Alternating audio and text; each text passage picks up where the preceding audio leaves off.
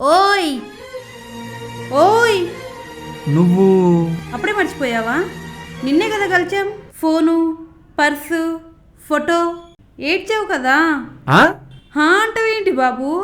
నిన్నే కదా మనం కలిసింది, అప్పుడే మర్చిపోయినావా? చెరువు దగ్గర కలిసింది నువ్వే కదా? హా అవును. వీడు ఇంత డిప్రెషన్లో ఉన్నాడంటే ఆ అమ్మాయిని ఎంత లవ్ చేసింటాడు. నిన్ను ఇంత డిప్రెషన్లో చూస్తుంటే నీ లవ్ స్టోరీ తెలుసుకోవాలని ఉంది.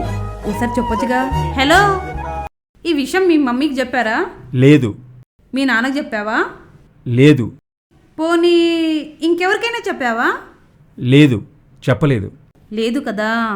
అయితే నాతో చెప్పుకో, నేను నీ ఫ్రెండ్ కదా. ఓ అబ్బాయ్, మనలో బాధ ఎదుటి వాళ్ళకి చెప్పుకుంటే తగ్గుతుందంటారు. ఆల్రెడీ మనం నిన్నే కదా ఫ్రెండ్స్ అయిపోయినాం. నేనున్నాను కదా, చెప్పబ్బాయ్. హే బైక్ ఆపు.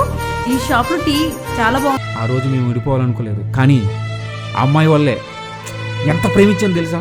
ప్రాణం కంటే ఎక్కువ ప్రేమించాను. అది నా సర్వస్వం అనుకున్నాను, కానీ నన్ను వదిలేసి వెళ్ళిపోయింది.